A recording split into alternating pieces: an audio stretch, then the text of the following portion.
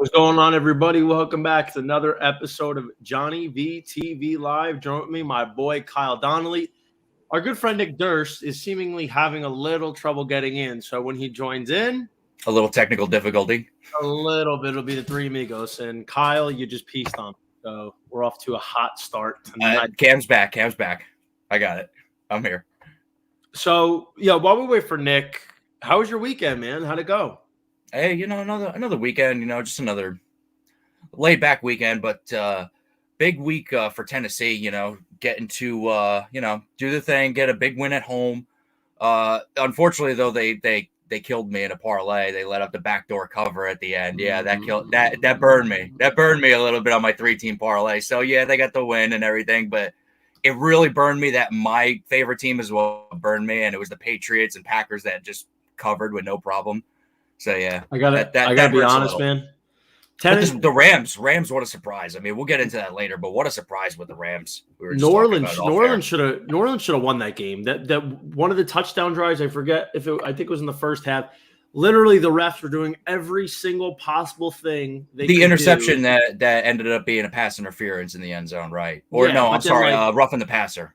There was just too many calls that were just going against New Orleans. I'm like, dude, how bad do the refs want the Titans to score here? Because they're literally doing their best job to keep this drive extended so they could punch it in. And I was like, it's unwatchable. I can't even fathom how bad of a ticket the Titans backers were as the referees, that they just wanted them to not only win but cover the spread. It was crazy. It was ridiculous. And they didn't. Titans didn't cover anyway. Thanks to Trevor Siemian, little Marcus Callaway, little backdoor cover action. Hello.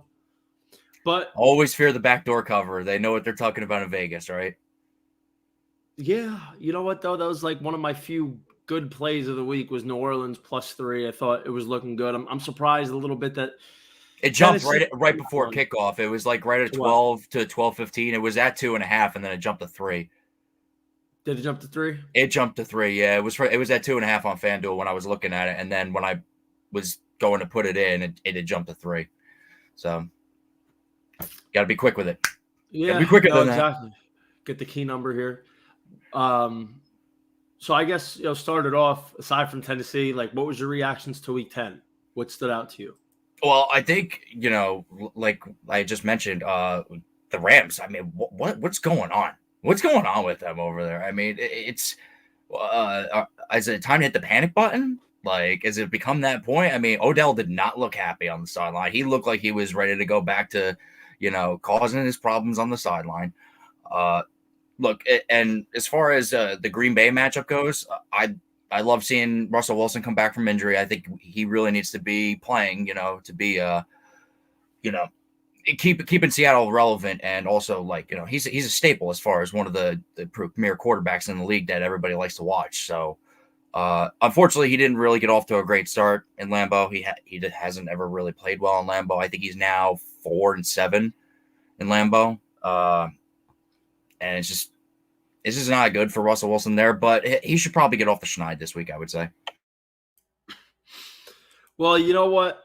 I would say for me, definitely going to go with the Rams. I'm not pushing the panic button on the Rams yet. I'm not to that point.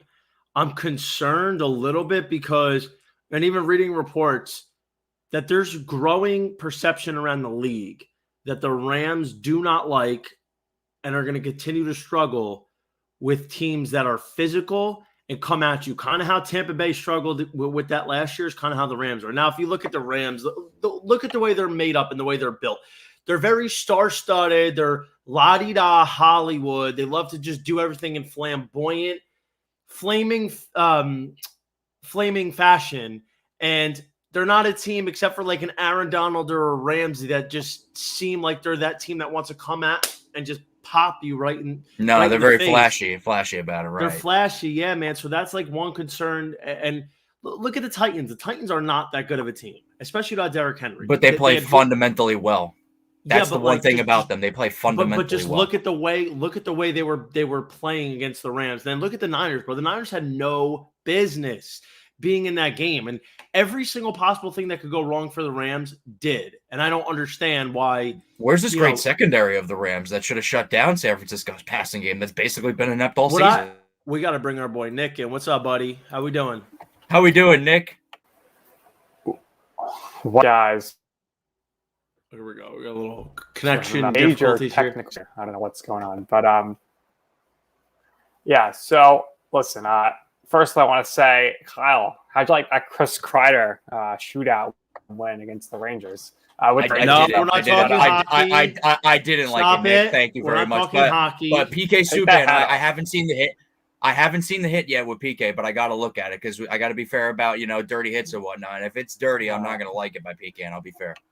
All right, so with the Rams, listen, the Rams are soft. I wasn't done on my Rams take here. Yeah, I brought you in. I was not done. I think you just said I want to get Nick's take. All right, I'll be quiet. No, I said I want to bring Nick in. I don't want you. Listen, I don't want you going cold in the bullpen there. I wanted to bring you in, but allow me to finish here. The issue is what we talked about last week. They desperately need this bye week. Now losing Robert Woods is gigantic. It's not just his production. It's the things that go not in the box score, the putting him in motion, the run blocking, the things he does that doesn't go in the box score is huge monumental. No Odell Beckham could fix that. It doesn't matter because he's just not part of this offense long enough. He just doesn't do the things Robert Woods does. Robert Woods is one of the more underrated receivers in the league. I wasn't finished. The big thing here with the Rams, they need to readjust with their fundamentals and start doing things the right way. And I'll say this. All these problems with Stafford, which, by the way, he didn't play well last night. He did not play nearly as bad as people are hanging him out to dry. Other than that one miscommunication interception with Odell, Higbee pick six was not his fault. There were 6 drops. I mean, he sailed a couple throws. He wasn't sharp, but he was not that bad. He had no help last night.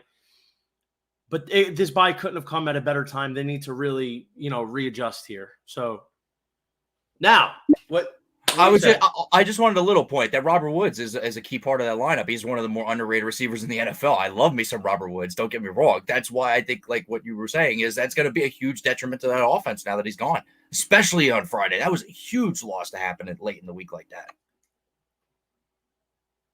No, absolutely. This is going to be one where they're going to have to overcome it, and they're going to have to start playing a little bit more physical. This is not their style of play.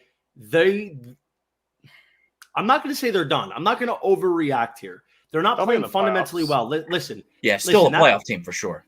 I still think they have a shot to get the number 1 seed. Like, what annoys me is LA the last 2 weeks was in prime layup position to assert themselves in the NFC. Stafford in the MVP 2 layup games. 2 layup games. All that good stuff. And they fell flat. They blew it. But what annoys me is it's just this weird stuff, like 6 drops. McVay kicking a fake field goal right before the half on 4th and 8. Like, what are you doing? Take the points. Like, that pick 6 changed the whole dynamic of the game. And Tyler Higbee was an absolute cancer. He was a cancer to the Rams last night. I couldn't stand him. I couldn't stand watching Tyler Higbee just completely give the game away to San Francisco. I just couldn't do it. And listen, another crazy thing is that offensive line. Like, what's going on with the Rams' offensive line the last 2 weeks against, the Niners? Let's call it what it is. They basically haven't been that great of a defense for what they were a couple years ago. And Tennessee was one of the worst defenses coming into the league, perceived. And both of them had great days against that offensive line. Well, you know what? They're getting in positions where the defense knows they just have to drop back and throw. So the Niners and the Titans still have good front fours and guys that can get after the quarterback. So the fact that they know the Rams aren't going to be running the ball, they're just going to be dropping back 40 times. It makes things a little bit easier. But yeah, you're right, man. Like, these defenses aren't that good. I thought it was. They're not. I was just saying they're not fundamentally playing well. I thought it was funny how Shanahan this week had to be asked, like, "Oh, what's the deal? Why aren't you playing Trey Lance?" He's like, "Oh, well, we know Trey Lance is the quarterback of the future." And then Jimmy Garoppolo comes out, has a great game, and now you're looking at the 49ers potentially going for that 7th seed again, because we could agree the Seahawks are done. And that leads me to my question, guys: Who is beating the Packers? Nobody. Place your bets right now. Packers are going to the Super Bowl. It's all about Aaron Rodgers, baby. It's all about Aaron Rodgers. Oh, yes. You don't get Aaron Rodgers mad because that's bad news. Listen, guys. No. I'm not falling for it. Green Bay was one of the 3 teams I highlighted in the NFC coming into the season that was a threat to get to the Super Bowl. But my issue is if they couldn't win it last year, they're not going to win it this year. The NFC's tougher this year than it was last year, just because the Bucs and the Rams are on a little bit of a slide, and the Cowboys just got upset by Denver. I'm not ready to write it off yet. Green Bay has no weapons outside of Devontae Adams.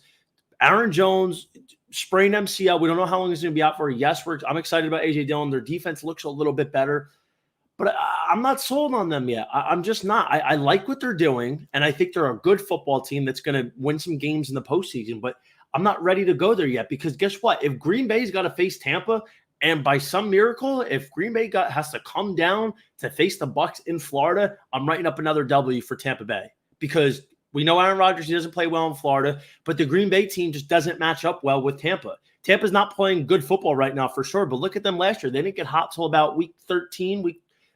After they lost to Kansas City, that Kansas City lost at home in the regular season, boom. It started clicking. They got hot.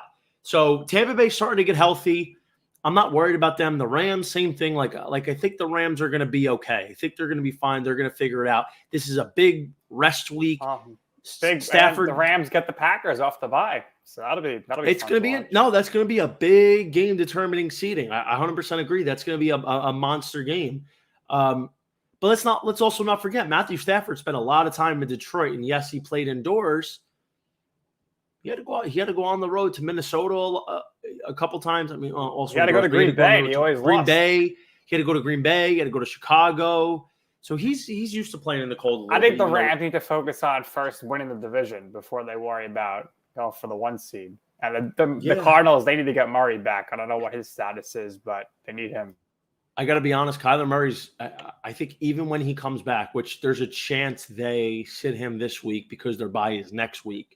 Even when he comes back, I'm just not 100% sure what's going to be happening with Kyler Murray because it's not just the ankle injury. I think it's a shoulder injury. It's a finger injury. Like he's got a lot of things he's dealing with. Like you watch the way he plays, he takes an absolute beating. He's a small guy. He's not big. He's running around a lot. He takes unnecessary hits. And when you're handling the rock, 40 plus times a game, when you combine his passing attempts and his rushing attempts, and his fragility, there is a lot of area for him to be getting nicked up throughout the year. And we saw this last year. Kyler Murray is not a guy that's built to hold up over a 17-game schedule. He's just not. Like the style of play is not there for him. And look at what he was doing last year. His shoulder was hanging by a thread for like 3 games last year. You remember that? Like kind of the same thing. So I'm not exactly sold that Kyler Murray is going to be staying healthy. Cardinals obviously look very vulnerable, and this is going to be I'm not holding them at minus 225 for the division lead. I got to tell you, I'm really not. So I think by default the Rams are just going to come up and get it because the Rams are going to beat the Cardinals in the rematch. It's just obviously this Green Bay coming out of a bye. I think Arizona's still healthy right now as compared to where the Rams are. We just mentioned how big of a loss that Robert. I think that's going to be so huge to that offense. That's going to be. It is potentially a season killer, honestly. But look at the. I know D Hop and Kyler Murray have been out the last 2 games, but here's the thing: they're not. Yeah, Chase, but Chase is a little more serious, but Kyler Murray and D Hop aren't as serious. They're kind of playing it week to week, so I expect them to be back this week. Honestly, both of them. I mean, Kyler Murray's probably not going to be running as much. He'll probably be more pocket-based this week, but I expect them to be back just because they need to keep that number 1 seed out there, or they need to keep the division. Let's put it that way. The Packers are going to have the number 1 seed as far as I'm concerned by the end of the year. But I still think this is Arizona's division to lose, honestly. If the Packers beat the Rams, I think they finished the regular season undefeated. They run the table. Like the rest of it undefeated. Yeah, they run the table. The old Aaron Rodgers. run the table, right? As so many of the key phrases he's had out there. Relax. Maybe. Relax. Listen, maybe I could see. Listen, I still think, I want to see how they come out of the bye. I got to think LA is going to rebound after 2 really bad losses. After the bye week, give Stafford a shot to heal up. I mean, you would think. I think Joey Cowell said, he was talking to somebody that was saying Stafford shouldn't even have played against the Titans because his back's that bad. But I got to be honest, like, while he hasn't looked his best and the flaws and the losses and all this other weird stuff going on with LA has coincided with right when Stafford started getting banged up with his back, which, by the way, he's played through a broken back before. So Stafford doesn't miss games for anybody. But like I said, man, he really hasn't played. He didn't play that bad on last night. He really wasn't. He made a couple bad throws. The pick 6 was not his fault. Tyler Higbee doesn't drop that ball. It's 7-0. Sean McVay goes for it. Sean McVay goes for the field goal like a normal person. We're looking at maybe a 10-score game going into half. That's a whole different ball game than being down. What were they down? They were down 17-3 or something like that. It's a whole different ball game. So, it was a collective effort. Stafford had 6 drops. Van Jefferson dropped the touchdown late in the game. I mean, the other white receiver, not named Cooper Kupp, it probably wasn't a drop, but in the back of the end zone where the only Gronkowski guy, whatever that, number 10, Cooper Kupp's old number, or 16, yeah, whatever, number 18. So he was, I don't even know how to say his name. It's Ben something, but goes up, should have caught it. It would have been a touchdown. He couldn't bring it in. I mean, I don't think it'll count as a drop, but there was like 5 other drops in this game. So nobody saw him. Cooper Kupp had a drop or 2. Jefferson had a drop. Higbee had like 12 drops. But yeah, man, like I'm looking forward to the Rams rebounding. They 100% needed this bye. It couldn't have come at a better time. They need to soak their head long and good, gather their thoughts, fix their stupid flaws, and Sean McVay needs to stop being so stubborn. Him and Kyle Shanahan are like 2 peas in a pod. They think they're King Midas. Everything they touch is turned to silver. Ask Tony Soprano what happens to King Midas in reverse. So who is the opposite of stubborn, who has fixed their wrongs? That'd be the Panthers front office, who brings back Cam Newton. That was big. Yes. I mean, that was some humble pie right there. He's going to start. We'll see what happens. He's better than Sam Darnold, that's for sure. But right now they're paying Cam Newton twice. They're paying Sam Darnold and Teddy Bridgewater. So, well, I guess they traded Bridgewater, so they're not paying him anymore. But they still are technically paying a little bit of a salary. Kudos to them for realizing they were wrong. But Matt Rule's a good coach.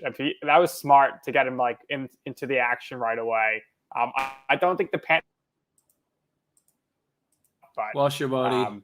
It was fun to see. What'd you say? We lost you. I said I don't think the Panthers are that good because the Cardinals are obviously missing their offense. But I mean, I like the way Matt Rule game plan there and got Cam Newton involved. I gotta also say something real quick. You know what else really stood out too? Was that New England Patriots team, man. They are one of the dark horse teams in Super the NFL right now. I don't want to be overboard with them, but you know what? They are probably destined to make a deep playoff run. I will say that. Hey guys, I got to be honest here. Like, think about Carolina. Like, they're really not that good. We'll touch more about Cam Newton later. Honestly, bro, it's like old times again. Seeing Cam Newton in the Carolina blue. You got McCaffrey back. You got DJ Moore. Robbie Anderson was just like Robbie Anderson looked at Cam Newton like he saw Santa Claus for the first time. Like it was waking up to Christmas morning as opposed to having Sam Darnold at quarterback. Just look at it. Look at his face. He hasn't looked that happy in years since he left the Jets. He hasn't looked that happy. So it's nice to see Cam Newton back. And I'm not a true believer in Carolina. Preseason, I like them because their defense is really good. CMC, DJ Moore, Sam Darnold under Matt Rule. Saw what he did with Teddy Bridgewater. I was like, hey, listen, this team could sneak in. So in terms of the playoffs, man, with the NFC wide open, listen, they get Washington this week.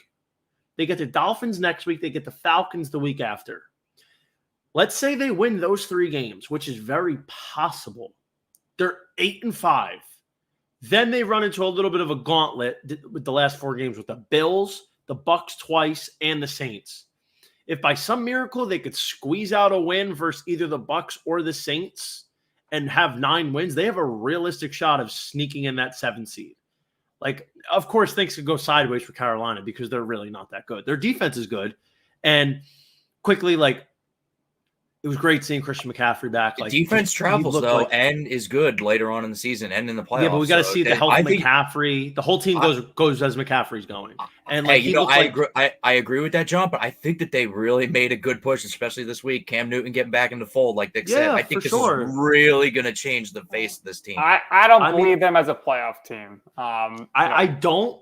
I know. I basically said I called them a playoff team at the beginning of the year. I said they were not going to be a playoff team. I'm back on the Vikings. Oh, the Vikings. The Vikings could make a run too. They could. They're another team there. I mean, they're going to lose to the Packers, but they got the Bears twice. They're going to lose to the Rams, but they're playing the Lions. They're playing the Steelers, who looked great against the Lions, and they're playing the 49ers. But you never know what you're going to get out of the Steelers. They can get to 9 wins, I think. 9 and 8 makes the playoffs in the NFC, I think, as the 7th seed. Listen, all I'll say is this. I don't think Carolina is that good, but it wouldn't surprise me how open the NFC is. Anything could happen right now. But real quick, Christian McCaffrey looked good yesterday or Sunday. What pissed me off to no avail was the fact that he had like 90 yards in the first half. With 12 minutes to go, he had 95 yards. He needed 5 more yards for a bonus in my fantasy matchup. He got hosed out of 3 touchdowns. Cam Newton stole 2 touchdowns, act like he was base god. And then Chuba Hubbard, McCaffrey gets it down to the 1 or the 2, and then Chuba Hubbard, that leech, just takes McCaffrey's other tutty. I'm like, I was, I almost threw my TV out the window. It especially cost me a matchup. Like, McCaffrey easily could have had a 40 piece. He should have had 2 tutties, a bonus. Like, I can't with this nonsense anymore. Anyway, before my blood pressure goes up and I start wrecking my apartment. What is the Week 11 matchup we're looking forward to the most, boys? Nick, kick me off here. Yeah, I mean, first glance, it's not a really attractive slate. For me, I'm going to go with the Colts and Bills. Obviously, the Bills, they got right against the Jets, but I want to see what they can do against some better competition here. The Colts, they're here. They're 5-5. They need to do all they can to stay in it for the playoff push in the AFC. It's very unlikely, though, because the AFC North, they're all better record-wise, other than the Browns, who are very surprisingly bad. But with Mayfield injured, I think that's going to hurt things a lot, and I do think they should have kept Odell Beckham Jr. The AFC West, everybody looks good other than the Broncos, but they're even 500. So, the Patriots and Bills are both getting into the playoffs. So I want to see what a desperate Colts team comes out and does against the Bills, and I want to see what the Bills do because they're playing for a lot here too, because if they lose and the Patriots win, they're tied for first place. That's a good point. I think with this Indianapolis, Bills game, I don't buy the Bills. I didn't buy the Bills all year. I thought they were heading for a big-time regression. Thanks to the easiest schedule maybe in the history of the NFL, they are looking like a respectable team on paper. They're not. They lost to Jacksonville. They didn't even score a touchdown. Like, okay, they took out their frustrations on the Jets. Good for you. Like, what do you want, a medal for it? No. They didn't put Miami away a few weeks ago. Like, they let Miami hang around all game. Like, on paper, the score looked like a blowout, a bigger game than it was. It wasn't. Like, Miami was hanging around for most of this game. So I'm not sold on Buffalo. Aside from Kansas City, who really hasn't been themselves this year, they haven't beaten any good teams. They just haven't. Like, Josh Allen is right now the favorite for MVP. I've been saying it for a month. He should not be anywhere close to the top 3, despite the fact that Brady, Stafford, Lamar, Aaron Rodgers all had down weeks. Like, Dak Prescott was the only one in this conversation that had a good week. Josh Allen's not that good this year. He's not playing that well. Like, his numbers are solid, but he's done it against some of the worst teams in football. And I think just because he's got so much action, so many people bet him preseason, that's why he's so high, and he's doing enough to be in there. But I don't buy Buffalo. Indianapolis, they've been tough. They've been a tough team, even though they kind of let Jacksonville hang around last week. They've been a tough team. So I think for what it's worth, Jonathan Taylor could have a big game against this overrated Bills defense. If Carson Wentz cannot do stupid decisions, make really weird throws. Overrated the Bills. Yes, Kyle, I got to overrated. hear you on the overrated Bills defense. Overrated. Overrated Bills defense? They're What? overrated. The hell's wrong with you, Johnny? Best defense in the league, right, Kyle? Who have By they numbers? beat? You Who have they beat rolled out of the besides wrong Chiefs? side of the bed this morning. That's the best defense in the NFL. What's wrong with you? Tell me who they did well against. They did well against Washington, the Texans, the Dolphins, the Jets. Are you kidding me? Number one defense. It's a number one defense because they played a defense. bunch of high school teams. They played their first real offense aside from Kansas City because Kansas City's a disaster. Look what happened when they played the Titans. They got steamrolled by the Titans. They let up 34 points. King Henry decided to just do whatever he wanted. Look, he's just an animal. He is, but they let up 34 points. You can't tell me they're good when they let up 34 points in Tennessee. Like, not that Tennessee's not a pretty good offense and really good with Derrick Henry, but they haven't beaten anybody. They haven't stopped anybody.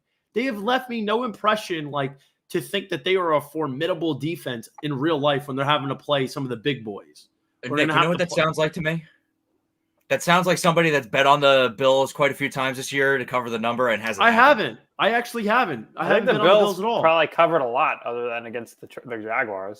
I bet on the Bills a couple times in a teaser, and they've come through. But I haven't bet on them straight because, bro, I'm not.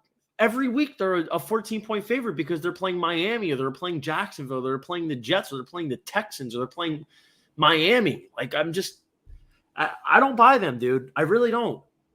Like they lost to Jacksonville, and they didn't score a touchdown. I don't know what. The I defense feel was good. The offense was good. offensive line wasn't good for Buffalo. That's don't the other side sleep of the on ball. New England. Preseason, I put New England they to win got the this same division. schedule. No, as the New England's Bills. definitely for real. The New Don't England's sleep. I definitely put for them real right preseason to win the division. I did. My division winning parlay is probably going to lose because probably the Browns aren't going to win the division unless they start getting healthy. I mean, let's call it what it is though. The Ravens aren't, in my opinion, No, they're not. They're not as good. The Ravens as should be their a 3-win. The Ravens should be a 3-win team. The Bengals are overrated. Like I'm not writing off the Browns yet. Unfortunately, just they have so many injuries. Everybody's getting hurt for them. So, and Washington is not going to come through, which it was unfortunate because I might have like 6 or 7 of 8 division winners. But when you think about New England, dude, like they have a realistic shot to take this division. They're 6-4 right now. I mean, in realistic standings here, the way they're playing is perfect to beat the Bills. I mean, they're only half a game behind Buffalo. Let's say Buffalo loses this weekend and New England takes down Atlanta, which they probably will. Hello, man. I mean, we're talking about a 7-win New England team that is destined not only to make the playoffs, but they have a realistic shot to win this division. Mac Jones is playing very well. The defense is playing awesome. The run game is doing what they need to do. So when you look at it, I'm not sold on Buffalo. I think Buffalo is very overrated. I mean, maybe once they get into the playoffs, they can, get it going. But when you look at them, defenses are doing the same thing to them as what they're doing at Kansas City. They're playing a cover 2 shell, keeping everything underneath. Buffalo, like Kansas City, really can't run the ball that well. They thrive on big plays from Stephon Diggs, Tyreek Hill, Travis Kelce, and 2 very athletic, very big-armed quarterbacks. The only difference is Buffalo's defense is better than Kansas City's. But better than Kansas City is not really saying. Unfortunately, it looks like the Chiefs are going to run over to the division now. Yeah, I think the Chiefs are back on. I think the Chiefs are back on track. But that being said, I'm going to stick here in the North for my 2 matchups. I like the get one. No, you get one. All right. Well, then I'm going to go Packers Vikings here. Kyle, just give us like 7 matchups so we could go through every single game.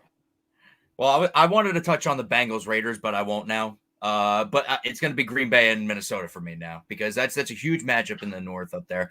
I mean, obviously we all think that Green Bay is going to win that game going away. But again, measuring stick game for Minnesota. You've always got taken it on the chin against the Packers, especially at home. It's time to step up and do something about it if you really want to be a serious contender in the NFC this year and make the playoffs. I like Green Bay this week, man. I think AJ Dillon's going to have a good one. I just think Minnesota's They played better than I thought against LA. They really did. I'm surprised at the Chargers. They have their own demons to exercise. It but, will help that Jones isn't going to be in the game. Yeah, of course. But I mean, AJ Dillon is more than capable, and I think LA or Minnesota's defense is aside from being so banged up, I think they're just so weary. Like they're so tired. They're a tired defense. I just think the Chargers were doing their best job to not win the game and not score. But Green Bay, man, the way they're playing, Aaron Rodgers, Devontae Adams, AJ Dillon, let's see what they're going to do. I think they got David Bakhtiari coming back. So I'm very excited to see what's going to go on with this Green Bay thing. It's 2.5 right now. Green Bay's laying 2.5 on the road in Minnesota. Like you said, man, Green Bay, Aaron Rodgers, they've historically owned Minnesota. So I probably would side with the Packers just the way it's going. And I don't believe in Minnesota. Like, yeah, they got Dalvin Cook playing well. The Packers' pass defense has been very good this year. I don't think they've allowed a 300-yard passer yet. They just shut out Seattle, Russell Wilson. Russell Wilson shut out for the first time in his career. So I do like Green Bay. I think it's a good look to back Aaron Rodgers and the Packers in under a field goal. I mean, it looks good. And I want to see where the public money is going a little bit later in the week. But my preliminary thoughts would be to side with Green Bay. Run to the window now. Yeah, right. Well, we got to make sure Rodgers doesn't get COVID again on the day before. So. That's well, why they're not going to test him again for another 90 days, so he might have COVID and he might just play anyway. Is that right? They don't test him for a while. I think there was something in the way that the loophole with the rules, something like that, something they explained. What do you think about this game, Nick? I mean, the obvious is going to happen. So, yeah. What's that? What's the obvious? That's such a vague statement. Like, what's the obvious? The Packers are going to win. By how much? By Packers high.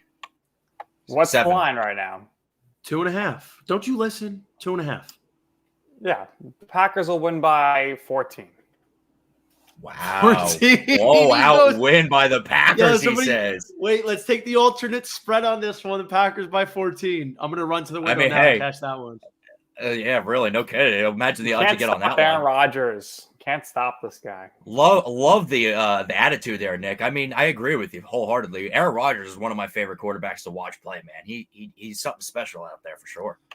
No, for sure, man. He just got to cut that hair. I can't watch him. He just has no swag with that. Dude, hair. I love the that John Wick hair on him. Bro. That John Wick hair is great. It's not John, bro. He's not John Wick, bro. Like I like Rodgers. He's killing the NFL like he's John Wick. Well, he didn't even have a tutty last week against Seattle, but like I don't like Still the hair. got to win.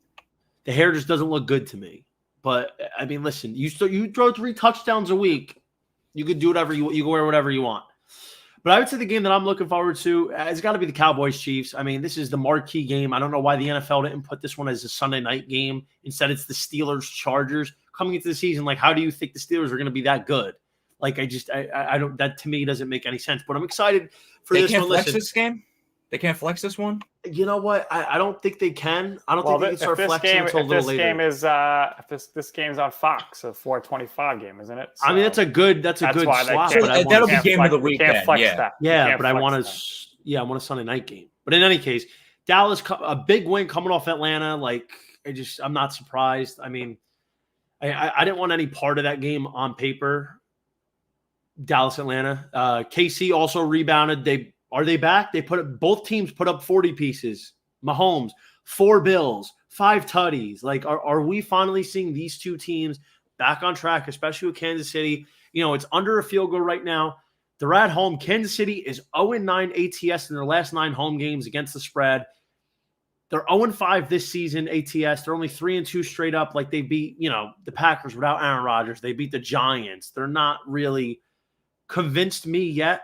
And I'm not sold on Dallas this year. I think they're a much better team than last year, mainly because their defense took a big step forward. Would you put them as a top 3 team in the NFC right now? Who? Dallas? Cowboys. Yeah, I would. Wow. I would. Give me your top 3 right now. He's got the Rams number 1. No order. No order. No particular order. Just give me top 3. Yeah, I'm still going to put the Bucks, Rams, and I'll give the Cowboys a slight nod over Green Bay right now. A slight nod, very slight. It's not that great. Like Listen, bro, Dallas has been as consistent as anybody this year. They've had a pretty soft schedule, I will say. They have.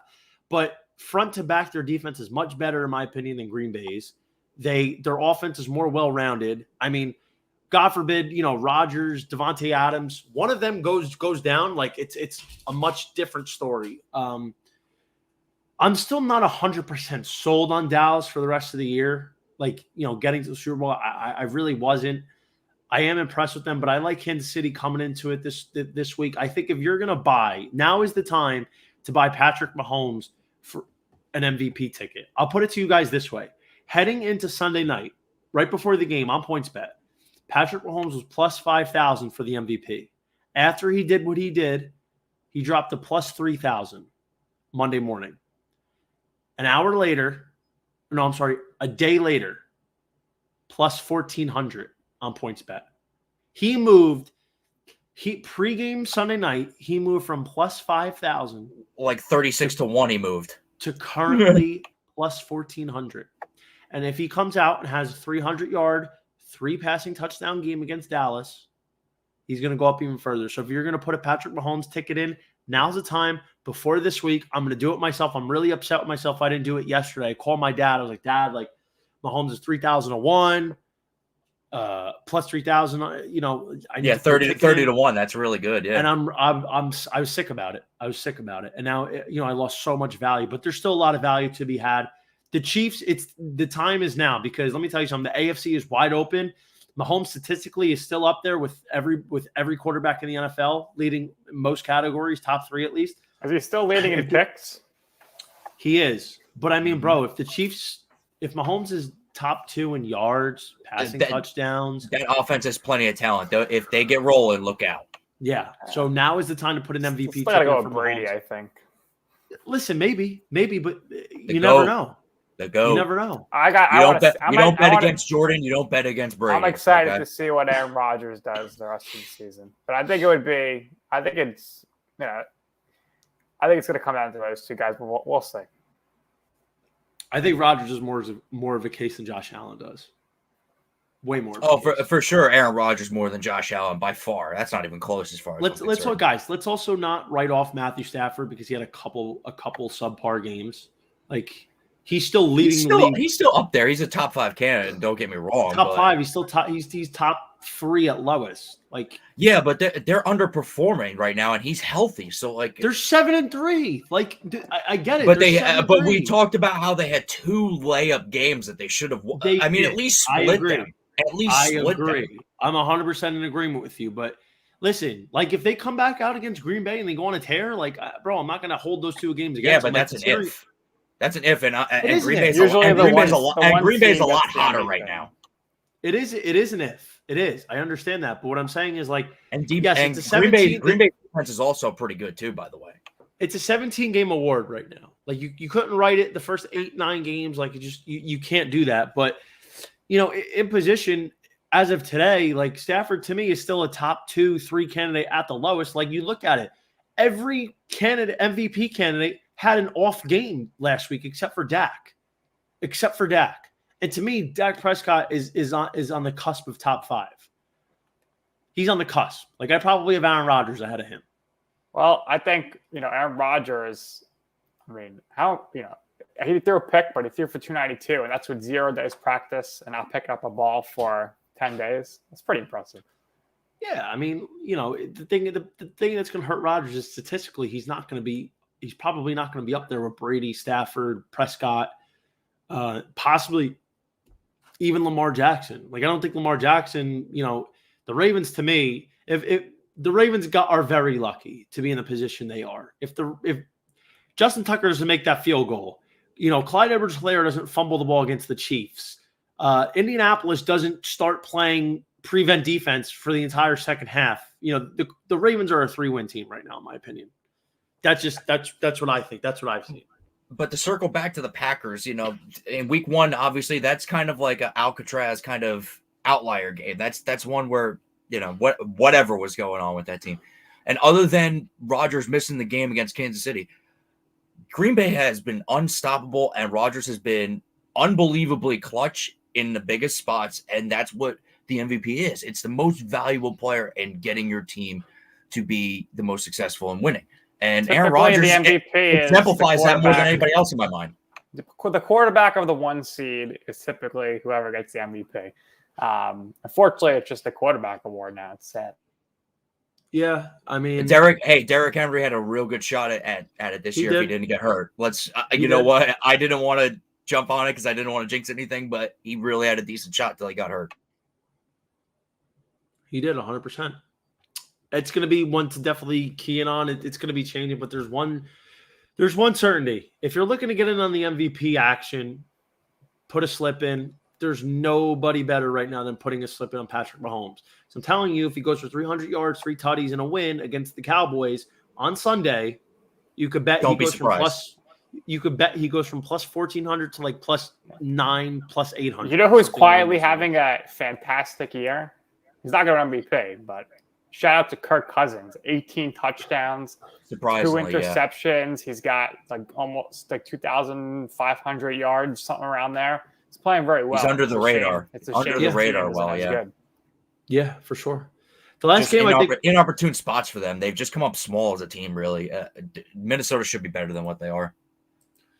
The last game I think we should highlight, the Monday night game, the Giants-Bucks. The Bucks are home after 2 really bad losses, laying 11.5 to the road Giants, over-unders 50. Kyle, where are we going with this spot? Do we think Tampa Bay bounces back not only with a win, but with a cover, or do the Giants cover their 4th straight game?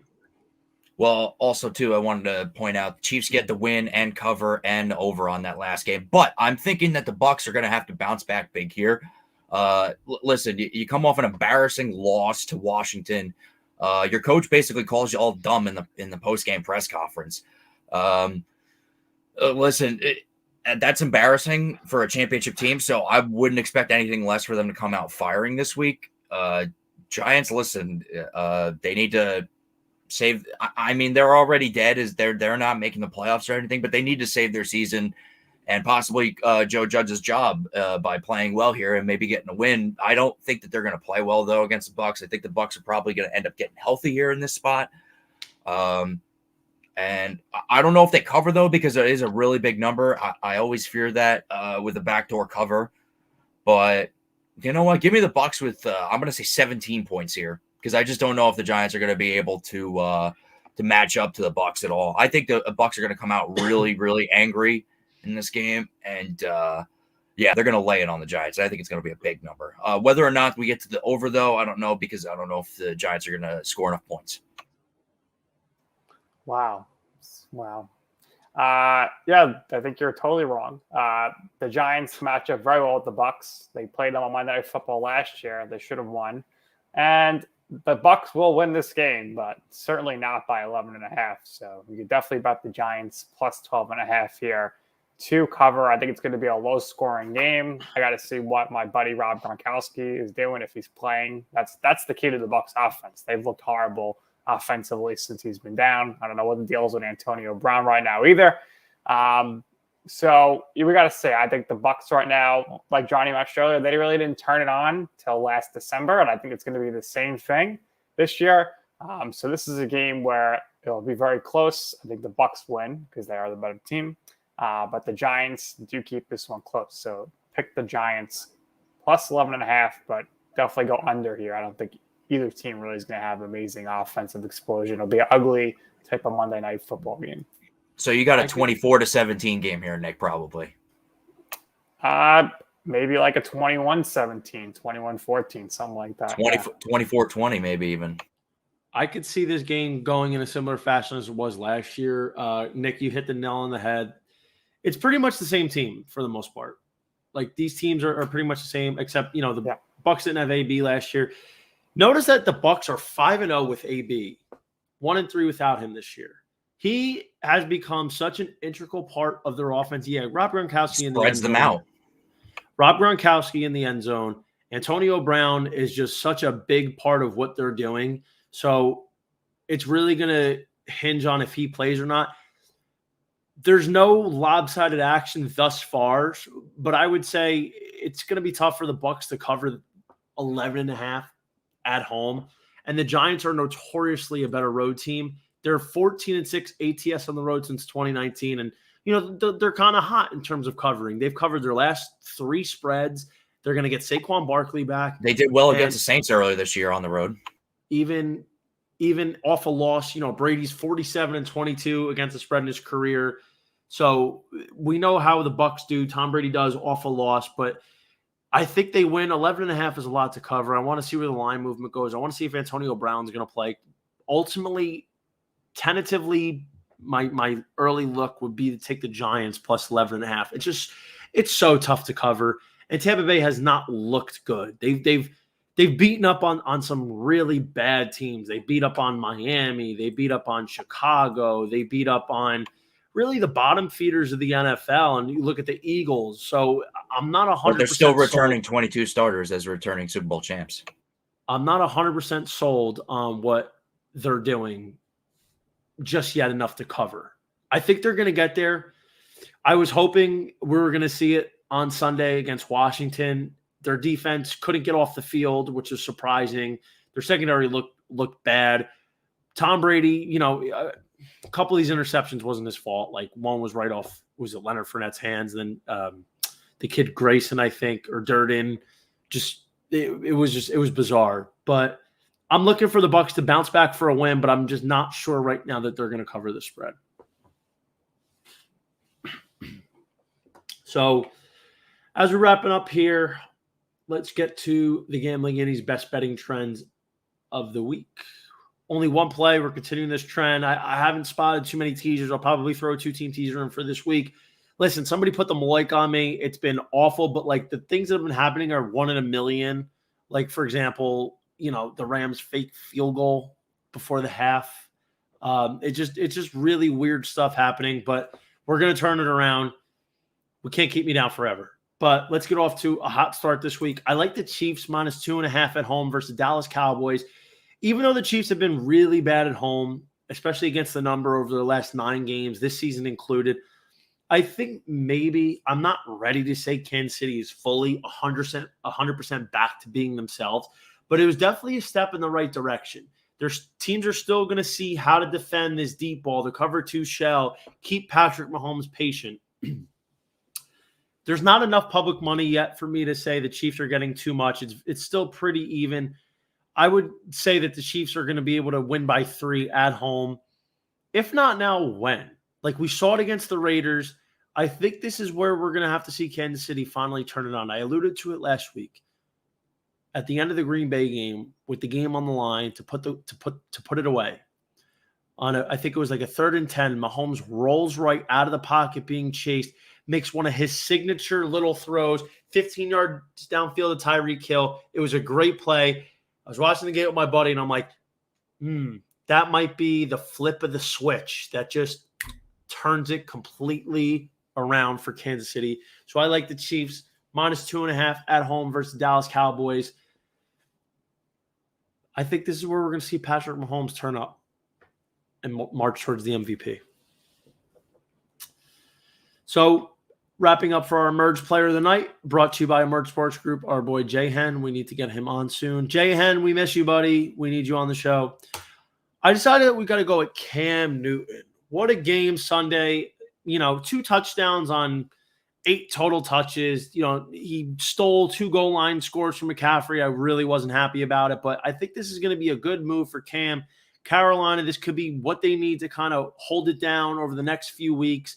And while he's not the same player he was in 2011, 2012, certainly turning back the clock, it's just like old times. It looks good. He looks good in that Carolina blue. It seems like all's right in the world when Cam Newton's the quarterback under center for the Carolina Panthers. And I think he's going to be able to do enough to really help Carolina stay in this MVP race. You got McCaffrey, DJ Moore. He's got Robbie Anderson, who I talked about. It looked like he saw Santa Claus for the first time. Like it was opening your eyes on the first snowfall of the year. Robbie Anderson just couldn't have looked happier. Carolina's defense is really good. I'm excited to see what Cam Newton's going to do this week against his old coach, Ron Rivera. It's going to be one for the books, hopefully. And let's go run CMC. That being said, Nicholas, what are your final thoughts? I'm very upset. I don't know what the Mets are doing. And it's just like, it's very upsetting. This team is just a disaster. Alderson can't get it together here. Syndergaard going to the Angels. Everyone's giving him hell. I mean, would you turn down an extra $3 or $4 million? I don't think so. Especially coming off Tommy John surgery where you pitched 2 innings. No, probably not. So no hard feelings towards Syndergaard, in my opinion. But listen, I mean, you saw the Blue Jays today. They extended Berrios. So let's try to see some free agent signings here in the next week before we get the lockout, because I want to see some action here. It's going to be a cold winter. We need the stove to keep us warm. Johnny, I think our Mets, they have to sign Chris Bryant. They have to attempt to get Max Scherzer. They need to re-sign Marcus Stroman. And they should look into potentially re-signing Baez. But maybe, what about Conforto? The only reason I said Conforto's not going to come back. Baez, I would only say to re-sign him because there's no offer attached to him. I don't really love Baez, but we'll see. The options are limited. But how about trading for Matt Chapman from the A's? Looks like the A's are going to have a fire sale. Stick Chapman over at third. Put Conforto. If Conforto's gone, you put Bryan in the outfield along with McNeil and Nimmo. I think that's fantastic. But again, I'm just sad because Syndergaard's gone. The pitching's a disaster, and we got Robinson Cano coming back. So here's my thing about the Mets. You're going to have to break open that piggy bank if you want to, turn this team. Baez is gone. We talked about this over the summer. We're not going to drop the ball with Syndergaard. We're not going to pay 2 middle infielders $600 million combined. You know what I mean? So if they could get Baez, great. Chapman, I like. Chapman, he could be a 30 home run, 100 RBI guy playing probably the best defense of any third baseman in baseball. He's not a 300 hitter. He's usually like a 265 to 275 hitter. Serviceable. So you're going to need, in my opinion, with Cano coming back, you're going to need 2 big name bats in the lineup, like a Chapman and a Bryant would be, and you're going to need a star-studded pitcher like a Scherzer. I mean, he's going to get paid a ton of money if they let him go. Robbie Ray. Got to bring back Stroman at this point. And you got to bring back Stroman. You have to bring back Stroman and sign one. And they need to get a manager. And do not give me Brad Ausmus because that's not going to work out. And is DeGrom going to be back? Like there's so many question marks. Like I have to see what the Mets are going to do. Does Carlos Beltran get in the mix? He should.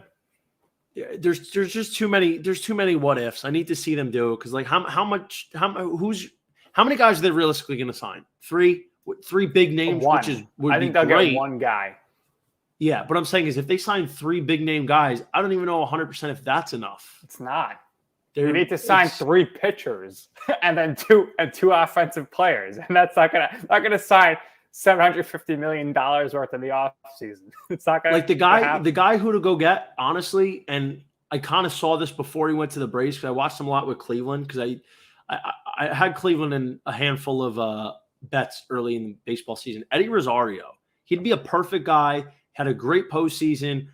He'll make himself a little bit of money, but he's not going to be an over-the-top expensive acquisition. He's a great guy to stick in the outfield. Good top-of-the-order guy. Gets on base. He could hit for power.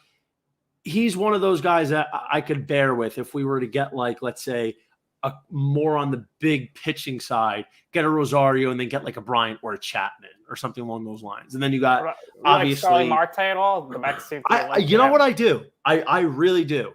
I like Starling Marte way before this past season. The Pirates, he was a very strong outfielder, strong hitter. Stolen bases. He could run the bases right, bro. Like, see what I'm saying? Like, if the Mets were to get, let's say they went and got Marte and Rosario, and they didn't get a Marte's definitely what they need, though. Well, you know what they got to do? They need to trade Dom Smith for a starting pitcher or put him in the package for Chapman. And I think that's the way to go about it. Because I don't see a spot for Dom Smith with Robinson Cano being the DH. And you got to sign real outfielders. Yeah, Rosario, Starling Marte, get a trade for Chapman. I could live with that. I would like Chris Taylor because he's versatile. But he's gonna be too much. They got to put it's the qualifying offer again. So it's not going to work out there. No, it's not going to work out. But what about you, Kyle? What's your final thoughts here? Well, my final thoughts are, heading into the weekend, something that kind of didn't surprise me, but sort of did. I called it, Johnny. I'd be surprised if Julio Jones would play 3 games or 4 games for the Titans this year. And guess what? He's on pace to play just 4 games. This guy is somebody that we acquired in the offseason, and I'm glad that we didn't spend too much on him, but he's a really big letdown for me this year with Julio Jones because I had high hopes for him. He's clearly a top talent in the NFL. He's a top 5 talent wide receiver wise if he's healthy as far as I'm concerned, but he just hasn't lived up to it this year, and hopefully we'll get a better Julio next year, but not great for the returns right now for the Tennessee Titans, but they're still winning and they're still doing their thing, which is okay right now, but that's not a good sign as far as I'm concerned. Just this hamstring, man. He's been nagging with injuries the last couple seasons. It's not good. I don't know if it's that same hamstring. Yeah, I don't know if it's the age. I don't know if it's the wear and tear, but like you've seen when he's healthy or when he's healthy-ish, he's still more than got it. 6 for 128. It should have been probably 7 for 140 and a touchdown against Seattle. Like he made probably the best catch of the year against the Bills with that out of bounds touch 60-yard catch. He's still got it. It's just the injuries. It sucks to see because I know Julio still got it. I know he's got more than got it. It's just you got to be able to stay healthy. And I don't know if it's the wear and tear. I don't know what it is. Jones in his entire career has never been able to stay fully healthy. He's always played through injuries and he's always balled out. Like I would have loved to know. Could we let him get healthy though? I understand that he's got heart and he plays like a lion, like if he wants to play through, but let him get healthy, please, because he's too damn good. Yeah, but like, okay, now they finally did it, but after like it prolonged throughout the year now. You know what I mean? Like Tennessee could really be using him now that Derrick Henry's not there. Of course. But how do you like Adrian Peterson so far as a Titans fan? You know what I mean? He's 37 years old. I was hoping maybe we'd catch lightning in a bottle with him, Nick, but clearly it's just not there. Maybe Dante Foreman's going to be that guy that kind of like sneaks up out of nowhere to become what we need there. I would like to see Dante Foreman continue to do some good stuff there. Adrian Peterson, I'd like to see get going, but he's only averaged 3 yards a carry right now, man. That's not. I'm not super worried about AP just yet. This is his first game action in a year. He didn't even practice first week, right? Yeah, but he's only got 3 yards a carry though, and he's gotten some looks. But he's not in game shape. Yeah, he's not in game shape. Like the advertisement on him coming in was he was in game shape. There'll be a game. Nobody's in game shape when you didn't play. If you haven't played, you're not in game shape. That Adrian Peterson's going to win for the Titans. Look, I love to see Adrian Peterson do great for the Titans. Don't get me wrong. Like he's part of my team. You know what I mean? I love to see it, but it hasn't been good so far, Nick. We'll put it that way. I'll say this. In my non-football, non-sports opinion and my thoughts here. Everybody, you got to go watch this HBO show. I've been a fan for a handful of years. It is the Italian version of The Sopranos. It comes out, season 5 comes out on Friday on HBO Max. It's called Gomorrah. It is the Italian version of The Sopranos. It's in Italian, so you have to watch subtitles unless you could speak this Nobly-Don dialect. It is unbelievable. It is well written. It is well acted, well directed. The execution is unbelievable. It is the darkest, most violent show I've ever seen. It makes Sopranos look like a sandbox. There are scenes in this show, even though it's a TV show and it's not real, it's still hard to watch. But like apparently this stuff really happens in Italy. It is an unbelievable show. It's called Gomorrah. Actually, have you guys ever seen Fargo? No? Can't say I have. It doesn't matter. But anyway. Yellowstone's pretty good as far as like if you want a gruesome TV show. Like okay. Yellowstone. All right, well, hold on. Yeah, let's put a pin in that. Gomorrah, unbelievable. Everybody's got to watch it. If you could stand subtitles, do yourself a favor, check this out because other than Peaky Blinders, it's probably the best show on television. What did you think of Many Saints of Newark, John? I thought it was a very big disappointment. It was cool. Like the cool thing. It's going to be a lead into a TV show, I think, because you got to hear about Tony's father. He's barely in the show, you know.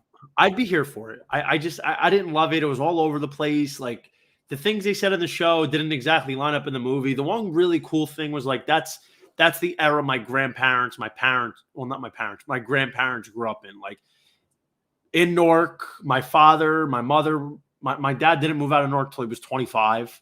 So, the Italian section. So it's very kind of close to home. That's like my roots go back there for probably over 60 years. Probably like 70 plus, but it's awesome to see. So I was very cool. Like, what's the word? I was very intrigued by that. But in terms of the storyline, it was terrible. I thought the acting, for the most part, wasn't good. It made you nostalgic, but the storyline. I'd be excited to watch a series if you didn't see Carmella till about the last scene. Yeah, it was no good. But anyway, appreciate you guys joining. Make sure you tune in next week. Follow us on Twitter, @JohnnyVTV Live. He's at Nick_Durst. Instagram, the Gambling Guinea, @JohnnyVTV. Nick's at Nick's Food and Stuff. And Kyle's at the Kyle Donnelly. I will be back. I'm going to remove this Maloik. I'm going to carry around an Italian horn, ward off the evil. We're going to get back to business. Enough of the nonsense. I can't stand it. And we're going to deliver some winners. Take it easy, everybody. Thank you for joining. Hangman Adam Page, new champ.